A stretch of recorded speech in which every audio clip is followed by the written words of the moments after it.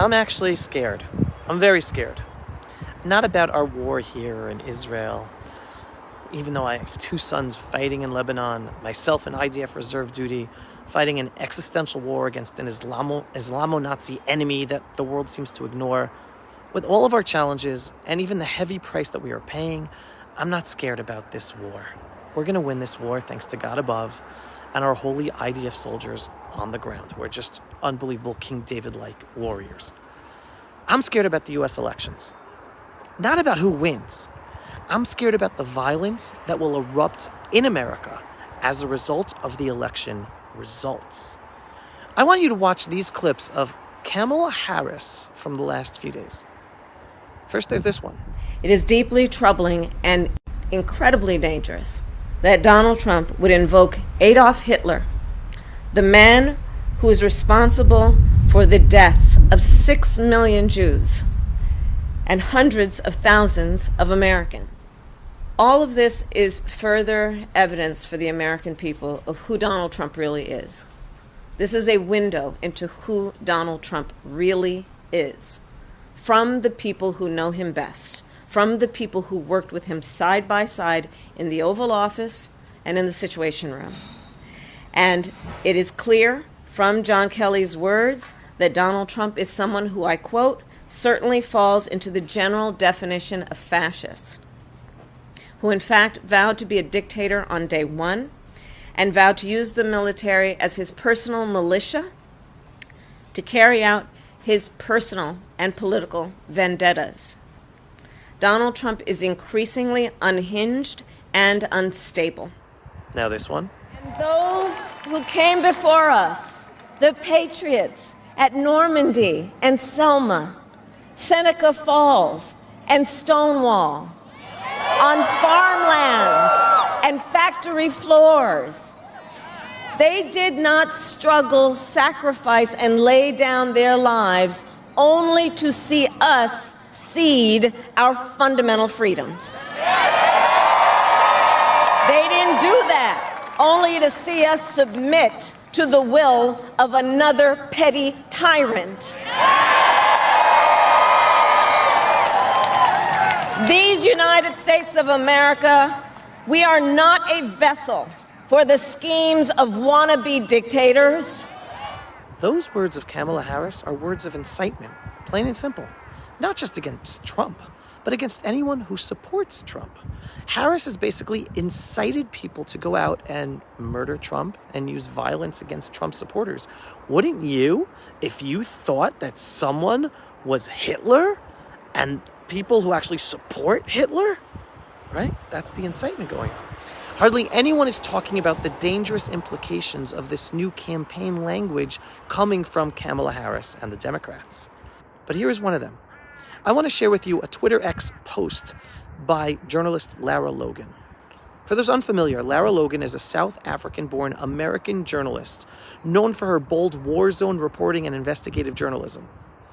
She gained international recognition as a foreign correspondent for CBS News, where she reported extensively on conflicts in Afghanistan, Iraq, and other global hotspots, often embedding herself with military units. But she left mainstream journalism a few years ago and went independent after she learned firsthand about the absolute agenda that drives the mainstream media, that even ignores properly reporting upon her own personal story of getting sexually assaulted in the streets of Cairo, Egypt, while reporting during the Arab Spring, as this headline clearly states. Right? Everyone knew it. That's how I learned about Lara at the time, because I saw the video footage of her getting sexually assaulted in the streets of Cairo. Now, here is Lara Logan's post today on Twitter X, dealing with Kamala Harris and the elections. Quote, have you noticed the shift? Can you see how the messaging from the left is now more focused on what happens after the election than the election itself? That tells me, one, they know they cannot win on votes. It's over.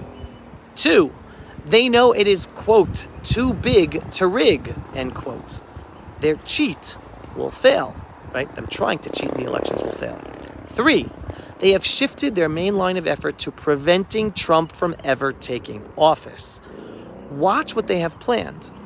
I suspect from their rhetoric that they are willing to burn this country to the ground before they will face accountability and let the will of the people prevail.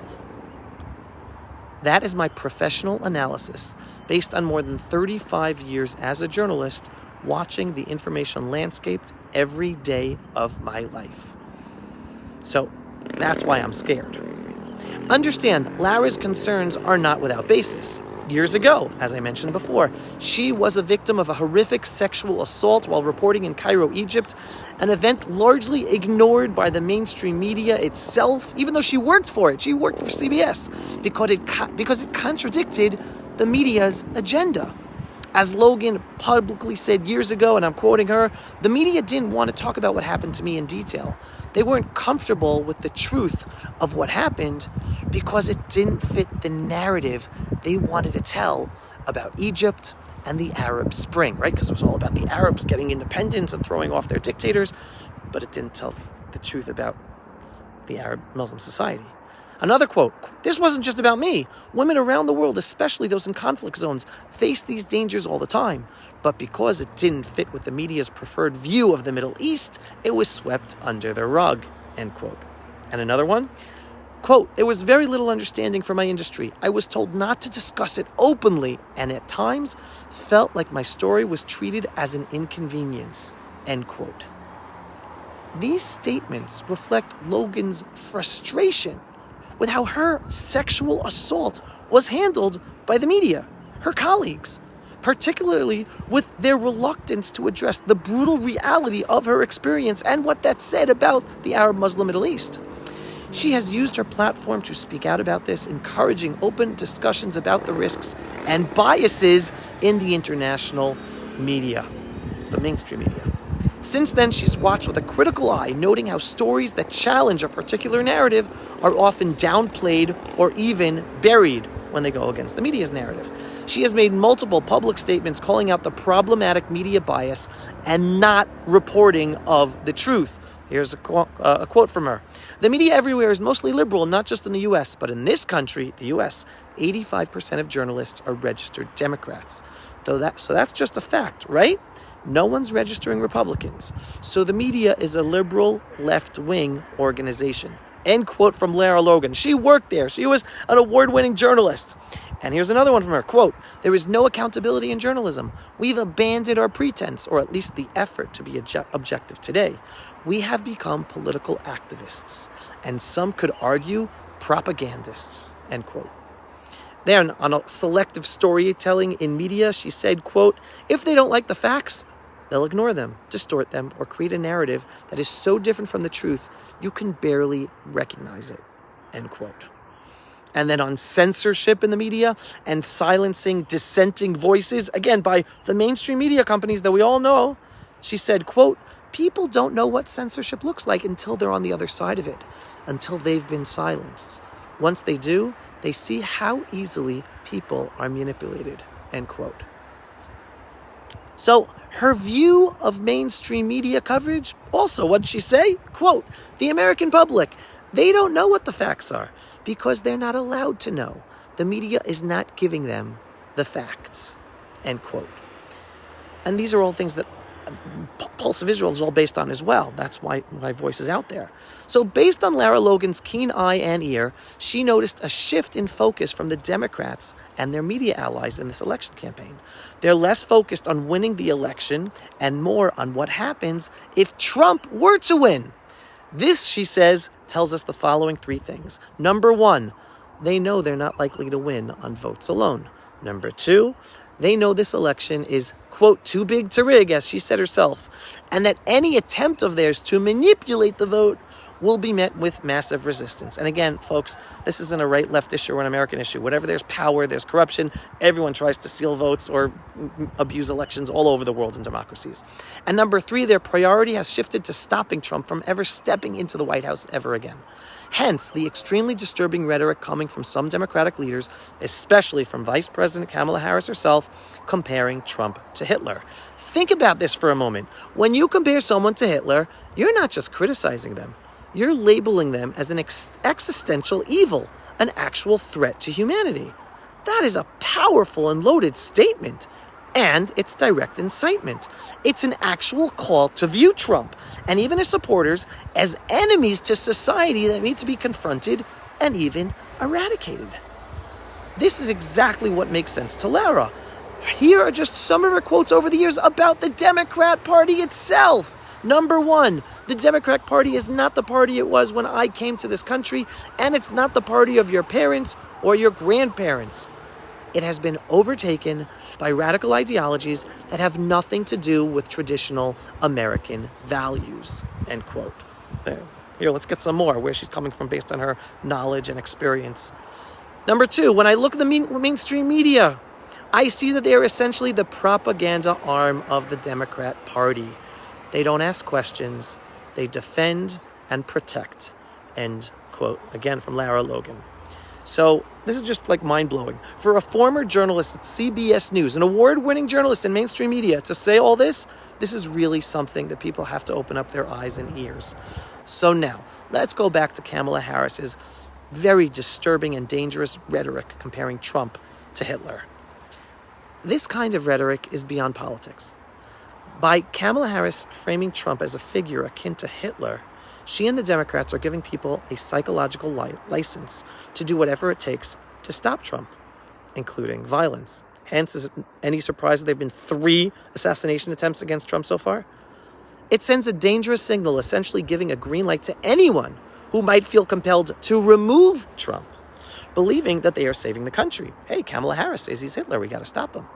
And not only Trump himself, this language also endangers his supporters, casting them as accomplices to an imagined evil, which can lead to more attacks and more division in an already fractured society. So where does this come into me and Israel and the Jewish people?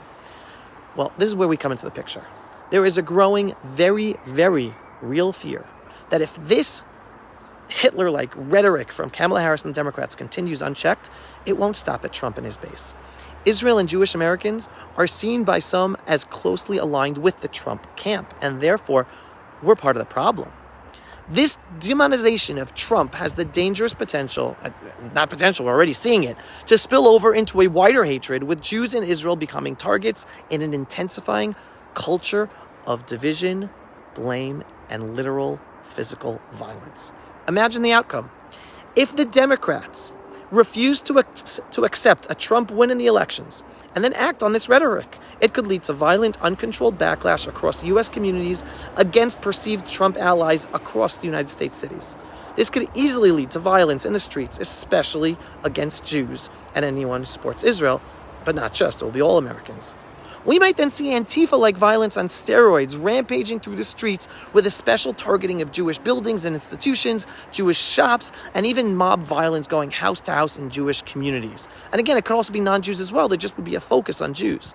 We've already seen troubling signs of anti-Semitism within certain progressive movements. For Jews in America, this kind of escalation, if Trump wins and the Democrats act upon Kamala Harris's words, everyone's at risk, targeted by extremists, stirred up by these divisive narratives led by the Democrat Party and Harris herself. And for Israel, a nation that relies on the strength of its relationship with the United States, if Trump wins, and then we have a lame duck U.S. administration that sees Israel as part of a problematic alliance with Trump, that could fundamentally shift U.S.-Israel's relations during those few months of a lame duck period, and with America or Americans in the Democratic Party trying every which way to stop Trump from even getting into the White House.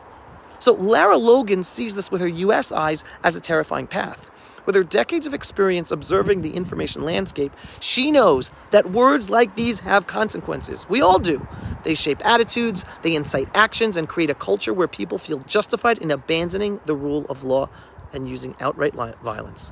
This isn't a game, folks. These are deliberate narratives being driven by Kamala Harris and the Democrat Party, with the media, the mainstream media, acting as an amplifier. They're pushing those narratives. We're no longer in the realm of healthy political debate. This is a systematic effort to delegitimize one side and incite aggression against it to stop Trump from being able to take office if he wins the elections. Lara is reminding us all to stay alert, to see through the narratives being pushed by the establishment media, and to understand the very dangerous stakes at hand. This isn't about one politician or even one election. It's about the very fabric of American society and the lengths to which certain parties and their leaders the Democrats and Kamala Harris, are willing to go to retain control. Here at the Pulse of Israel, we will continue to bring you these unfiltered truths because now, more than ever, it's essential to see through the false narratives and understand what is really at stake. So everyone, stay vigilant, stay informed, and as always, stay strong with a strong belief in the one above who is running the show. This upcoming U.S. election will not just make an impact on the future of America, but on Jews and the Jewish state of Israel, regardless of whether Kamala or Trump win. Either way, huge impact is being made on all of us. Overall, I'm very optimistic for the future of the Jewish people and the Jewish state of Israel, regardless of who wins the U.S. elections. But, like I started, I'm very scared for the future of America and specifically for the future safety of American Jews. Again, regardless of who wins. So yes, everyone, be vigilant, strengthen your faith in the one above, and stick with me for the belief-based, inspiring, politically incorrect truth here at the Pulse of Israel. If you're not yet a subscriber, what are you waiting for? Go to pulseofisrael.com and click to subscribe. And we're a donor-based organization, heavily censored and shadow banned across all social media channels. Even when I try to post links to my videos or articles, Facebook and Twitter and Instagram take them down, being branded as spam, etc. In order to be seen, we need your help. We need your donations. Every once in a while, click on the donate button on pulseofisrael.com. In the meantime, everyone, enjoy the beautiful ancestral homeland of the Jewish people. And Yisrael Chai. We're home. We're here to help bring freedom to the whole freedom-loving world. Stand strong with us. We're going to help you in your countries as well. So stand with us. Shalom. Pulse of Israel, frontline videos from the Holy Land. Support our work by donating today.